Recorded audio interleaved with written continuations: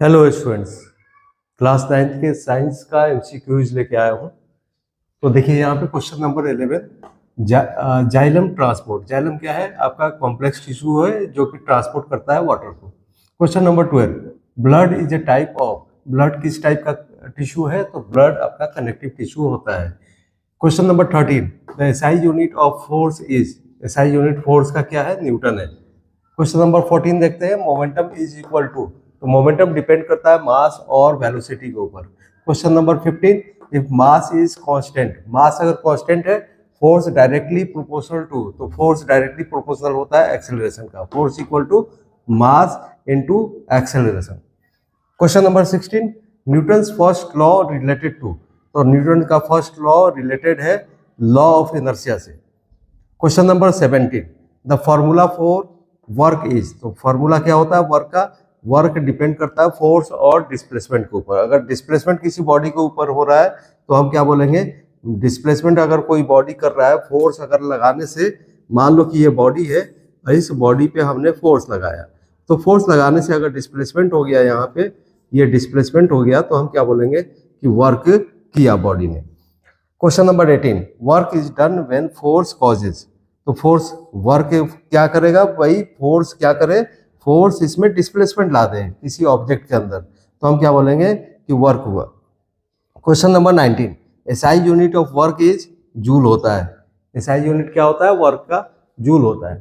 Question number 20 देखिए, potential energy of a body depends on. तो potential energy depend करता है आपका mass, acceleration due to gravity और हाइट के ऊपर डिपेंड करता है। तो mass gravity and height. Question number 21, sound can not travel through. तो साउंड वैक्यूम में ट्रेवल नहीं करता, क्योंकि साउंड के लिए मीडियम की आवश्यकता होती है। Question number 22, a moving car possesses.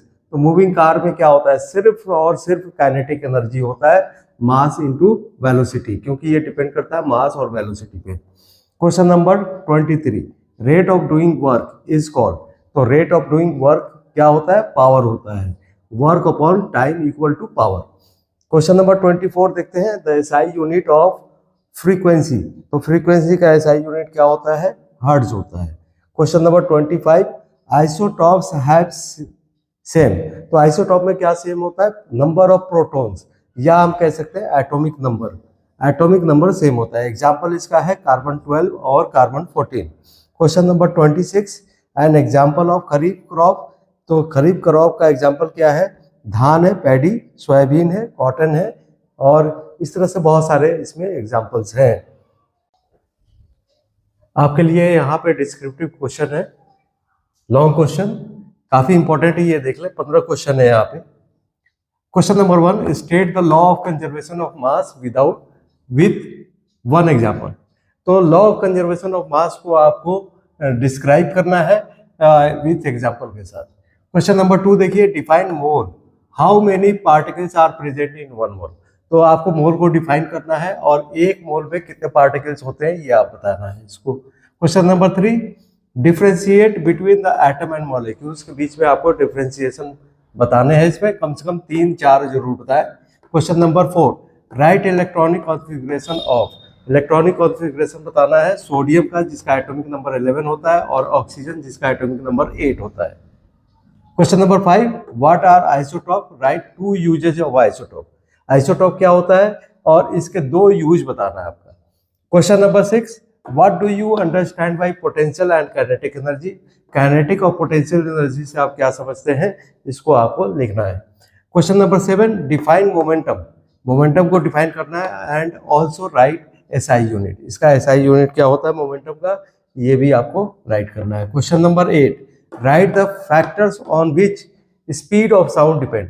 तो स्पीड ऑफ साउंड किसके ऊपर डिपेंड करता है, ये फैक्टर्स आपको लिखने हैं। Question number 9, describe Rutherford atomic model. तो रदरफोर्ड एटॉमिक मॉडल को आपको यहाँ पे लिखना है। इसके साथ साथ एक और भी एटॉमिक मॉडल है जिसका नाम है बोर एटॉमिक मॉडल। ये भी काफी इंपॉर्टेंट है, इसको भी देख लें। क्वेश्चन नंबर 10 देखें, prove that kinetic energy of a body is given by 1/2 mv² से दिया जाता है। हम सब जानते हैं, इसको आपको प्रूव करना है। Question number 11, define work, also give suitable example of work.